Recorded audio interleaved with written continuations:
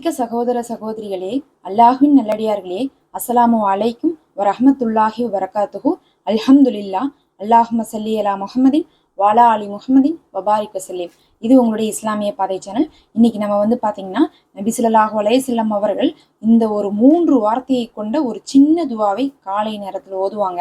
அதை ஓதி பாருங்க, சுபஹானல்லாஹ். அது போதும் உங்களுக்கு நாள் முழுவதும்னு சொல்லலாம். அவ்வளோ அழகிய 3 வார்த்தைகள். அந்த 3 வார்த்தைகளை நான் சொல்லித்தரேன். நீங்க காலம் முழுவதும் அதை கடைபிடித்து வாங்க. ஏன்னா நபி ஸல்லல்லாஹு அலைஹி வஸல்லம் அவர்கள் அவர்களுடைய மனைவியர்களுக்கு அதை சொல்லி கொடுத்துருக்காங்க. நீங்க பார்த்தீங்கன்னா அறிவிப்புகள் எடுத்துட்டா இந்த மாதிரி நிறைய விஷயங்கள் காலையில நபி அவர்கள் ஓதியிருக்காங்க, மாலையில நபி அவர்கள் ஓதியிருக்காங்கன்னு வருது. ஏன்னா அந்த 2 நேரமும் ரொம்ப முக்கியமான நேரமா இருக்கு. அந்த நேரங்களை நபி அவர்கள் விட்டதே கிடையாது. அதுல ஒரு 20 25 லிஸ்ட் இருக்குது. அதை நம்ம எல்லாத்தையும் ஒரே நேரத்துல சொல்ல முடியாதுன்னு சொல்லிட்டு தான் நம்ம தினமும் ஒன்றை போட்டு வரோம். இன்னைக்கு அதுல ரொம்ப அற்புதமான ஒரு விஷயத்தை பார்க்க போறோம். அது என்னன்னு பார்த்தீங்கன்னா, ரலீன பில்லாஹி ரப்பன் வபில் இஸ்லாமி தீனன் வபி முஹம்மதன் நபியன் வரசூல். இதை நபி அவர்கள் காலையில 3 முறை ஓதியிருக்காங்க. இதுக்கு நான் ஒரு தப்சீர் சொல்றேன். நீங்க அதை கேட்டால் போதும் இதனுடைய அருமை என்னன்னு உங்களுக்கு புரியும். ஃபர்ஸ்ட், ரலீன பில்லாஹி ரப்பன் அப்படின்னு என்ன அர்த்தம்? அல்லாஹுவே எனக்கு போதுமானவன், அவனை தான் நான் ரப்பாக ஏத்திருக்கேன் அப்படின்னு நம்ம சொல்றோம். அதாவது இந்த உலகத்துல நம்மளுடைய வேலை என்ன? அல்லாஹுவை வணங்குறது தான் நம்மளுடைய முதல் வேலை. அதை தான் நம்ம காலையில எழுந்திரிச்சு சொல்றோம். ரலீன பில்லாஹி ரப்பன், அல்லாஹுவே நான் பொருந்தி கொண்டிருக்கேன்னு அர்த்தம். சரியான வார்த்தை என்னன்னா பொருந்தி கொண்டிருக்கிறேன் அப்படிங்கிறதான் சரியான வார்த்தை. அப்படின்னு என்ன அர்த்தம்னா, அல்லாஹுவே என்னுடைய இறைவனாக நான் தேர்ந்தெடுத்திருக்கேன், அவனை தவிர நான் வேற யாரையும் வணங்க மாட்டேன், அந்த அந்தஸ்தை யாருக்கும் நான் கொடுக்க மாட்டேன் அப்படிங்கிறதை நம்ம சொல்றோம். அது ஒன்று போதும் உங்களை சொர்க்கத்துக்குள்ள நுழைய வைக்கிறதுக்கு. அல்லாஹ் சொன்னா, நீங்க என்ன பாவம் வேணா செய்யுங்க, எவ்வளோ பெரிய பாவம் வேணா செய்யுங்க, ஆனா இணை வைக்காத கூடிய பட்சத்தில் நீங்க கண்டிப்பா சொர்க்கத்துக்கு போவீங்கன்னு நல்லா சொல்லியிருக்கான். கொலை செய்தாலுமா, கற்பழிப்பு செய்தாலுமானா அதுவும் தான். ஏன்னா அல்லாஹுவை இணை வைக்கிறது தான் முதல் பாவம்.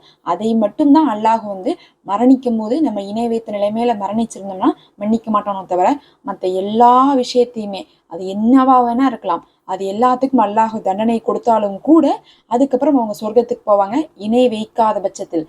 அதனால முதல் வார்த்தையே அல்லாஹுக்கு நம்ம இணை வைக்கல, அவனை தான் வணங்குறோங்கிறதை சொல்றாங்க. ரலீன பில்லாஹி ரப்பன். அடுத்தது பாருங்க, வபில் இஸ்லாமி தீனன். என்ன சொல்றோம்? தீனை, தீன்னா என்னது? இஸ்லாத்தை என்னுடைய மார்க்கமாக நான் பொருந்தி கொண்டேன். அப்படின்னா இஸ்லாம் தான் என்னுடைய மார்க்கம், இஸ்லாத்தை தவிர நான் வேற எந்த மார்க்கத்தையும் ஏற்கவில்லை அப்படின்னு சொல்லிட்டு நம்ம சொல்றோம். அப்ப இஸ்லாத்த மார்க்கமா பொருந்திக்கிறாங்கன்னா என்ன அர்த்தம் தெரியுங்களா? இஸ்லாத்துல சொல்லப்பட்ட எல்லாத்தையுமே ஏத்துக்கிறாங்க அப்படின்னு அர்த்தம், எல்லாத்தையுமே பின்பற்றோன்னு அர்த்தம். அதை தான் நபி அவர்கள் காலையில சொன்னாங்க. அதுக்கப்புறம் வபி முஹம்மதன் நபியின் வரசூல் அப்படின்னா, நபியை, நம்மளுடைய நபி ஸல்லல்லாஹு அலைஹி வஸல்லம் அவர்களை நம்ம ரசூலாக ஏற்றுக்கொண்டோம் அப்படின்னு சொல்றோம். 3 விஷயத்துல நல்லா கவனிச்சு பாருங்க. அல்லாஹை ஏத்துக்கிட்டோன்ட்டோம், அதுக்கப்புறம் பாத்தீங்கன்னா மார்க்கத்தை ஏத்துக்கிட்டோம்னு சொல்லிட்டோம். இதை 2 ஏத்துக்கிட்டவங்க நிறைய பேர் இருக்காங்க. இன்னைக்கு காலகட்டத்துல ஈரான்ல இருக்கக்கூடியவங்களா யாரா இருக்காங்க? ஷியா முஸ்லிமா இருக்காங்க. அவங்க அல்லாவை ஏத்துக்கிட்டாங்களா? ஏத்துக்கிட்டாங்க. அதே மாதிரி இஸ்லாத்தை ஏத்துக்கிட்டாங்களா? ஏத்துக்கிட்டாங்க. அவங்க இஸ்லாமியர்கள் தான். ஆனா அவங்க நபியை ஏத்துக்கிட்டாங்களா? ஏற்கல. ஆனா நாம என்ன பண்றோம்? நபியை ஏத்துக்கிறோம். அப்ப புரியுதா உங்களுக்கு வித்தியாசம்? இந்த ஒரு துவால முஸ்லீமான சியாவையும் சன்னி முஸ்லீம்களையும் நம்ம எப்படி அழகா பிரிச்சிட்டோம்னு சொல்லிட்டு, அதனாலதான் நபியை ஏத்துக்காதவரை நமக்கு சொர்க்கம் இல்லை, அவர்கள் உண்மையான முஸ்லீமே இல்லை ஃபர்ஸ்ட் சொல்ல போனா.